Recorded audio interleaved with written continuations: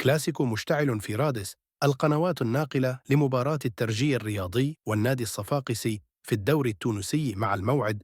تتجه أنظار جماهير الكرة التونسية نحو ملعب رادس الأولمبي مساء السبت، حيث يحل الصفاقسي ضيفاً على الترجي في قمة مثيرة ضمن الجولة 28 من منافسات الدوري المحلي. ويتوقع الجميع أن تكون هذه المواجهة إحدى أقوى قمم الموسم، نظراً لما تحمله من رهانات كبرى وآمال مختلفة بين الفريقين الباحثين عن تحقيق أهداف متباينة في ختام المسابقة.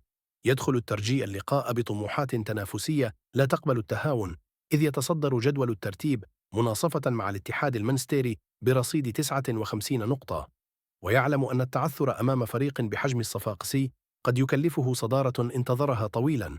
لذلك كثف الفريق تدريباته خلال الأيام الماضية بإشراف الجهاز الفني الذي ركز على الجوانب التكتيكية والذهنية، في وقت يعول فيه على استعادة يوسف بلايلي لعافيته بعد انتهاء عقوبة الإيقاف، حيث يمثل النجم الجزائري ورقة هجومية مهمة بعدما سجل 15 هدفاً وصنع 13 تمريرة حاسمة هذا الموسم.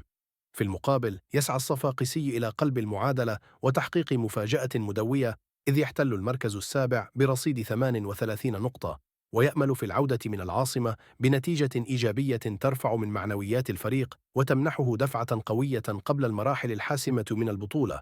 ويعرف لاعبو الفريق أن مواجهة الترجي تمثل اختباراً فعلياً لقيمتهم الفنية وقدرتهم على مقارعة الكبار رغم الصعوبات التي مروا بها في الموسم الحالي.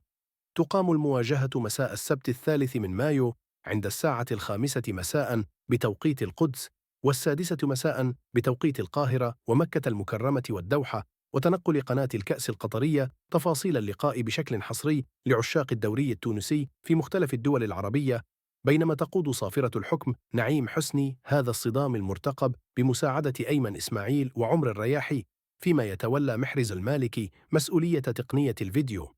وتزداد إثارة هذه المواجهة عند استحضار تاريخ اللقاءات المباشرة بين الفريقين، حيث تقابل الترجي والصفاقسي في 13 مواجهة سابقة استطاع خلالها الترجي أن يفرض نفسه ب5 انتصارات، بينما نجح الصفاقسي في تحقيق الفوز مرتين فقط. وانتهت 6 مواجهات بالتعادل، ما يؤكد الطابع المتوازن لهذا اللقاء رغم تفوق الفريق العاصمي في عدد مرات الفوز.